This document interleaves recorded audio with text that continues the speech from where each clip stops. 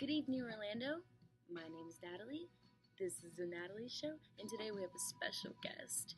You can probably tell who and what she's involved with by where we are. Her name is Rochelle Lundeen, and she's a very successful children's psychologist. So give a warm welcome to her, Rochelle. How are you? I'm good. How are you? Good. I'm great. How are the kids? Johnny is in his terrible twos right now, so that's been a struggle, but we're getting through it. Sounds great. Okay, so let's just jump straight into it. So, did you ever think you'd become such a successful psychologist? Growing up, I always loved helping people and knew that's probably what I would end up doing with my life. But funny story, actually, when I first started college, I actually enrolled as a nursing student just because nurses were the first people I thought of when thinking about people who help other people.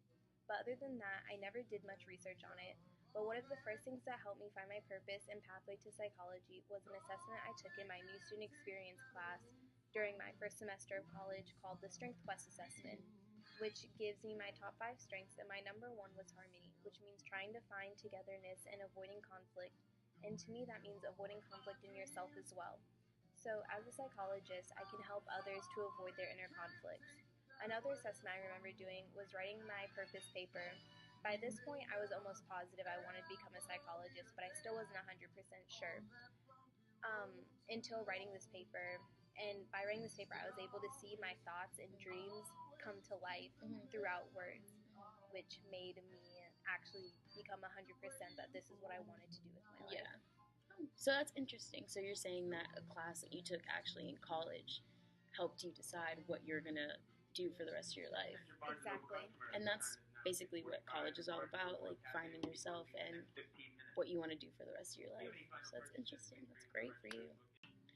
So after you found your purpose and what you wanted to do for the rest of your life, what struggles and just pathways did you take to get to the point you are in your life now? I moved out of my parents' house from Tampa 2 days before I started college, so I didn't really have the help of them being right by my side throughout my academic experience, so I was pretty much trying to plan everything on my own. But luckily in my SLS class, we were introduced to an academic blueprint which made it very easy to plan which classes I needed to take at Valencia, and then after completing my 2 years there, it also helped me plan which school to transfer to next. After exploring and researching some of the universities I would like to go to, I decided that the University of Central Florida was the best for me. So after graduating Valencia with my associate's degree, I decided to attend the University of Central Florida and proceed to get my bachelor's degree and later on my master's degree. It was a lot of hard work and studying and doing a lot of research on how the human mind works, but through all that hard work, I was finally able to graduate, which helped me get to where I am now. Okay. Sounds amazing.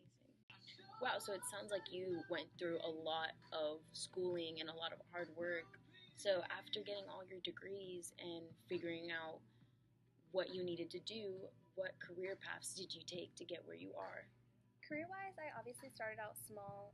I was an assistant to another psychologist at a smaller office, and later, or after almost a year of working there, I moved to a larger company and very slowly started getting my own patients, just dealing with children struggling with anxiety and depression. I really enjoyed having my own clients and helping people, but I still felt like I needed to do more, So with the help of the wonderful people helping me to get started and donating the funds it took, I finally opened my own facility helping school-age children struggling with anxiety and depression, and now I'm even helping children that struggle with autism and other mental disorders that stops them from living a normal life. And so this is where I am now. I get about 6 to 7 patients a day, and I sit with them for about an hour or two, and we talk and discuss ways to cope with their mental disability so that they can proceed and move on to a better life. That's amazing. Okay, so how is the experience in the job that you have now? What is rewarding, and what do you get out of it that keeps you going? It's just so nice to have my patients come back and tell me that they were able to make a new friend because I found a way for them to cope with their social anxiety, or that a kid is finally starting to feel better and is finding ways to deal with his or her depression. And I know a lot of my patient schools, they have this program called the Best Buddy program. So it's always nice to hear that one of my patients with autism was able to go to an event and make friends there. So it sounds like you're pretty successful, not just career-wise, but also like in your personal life. Like this is like fulfilling what like you wanted to do. Yes.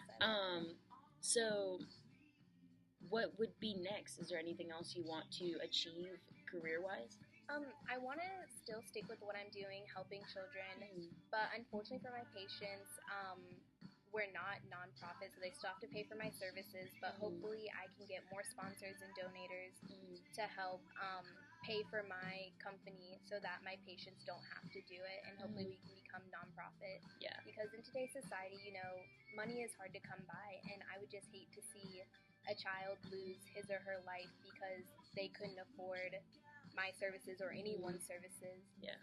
So I would like to become nonprofit for the families.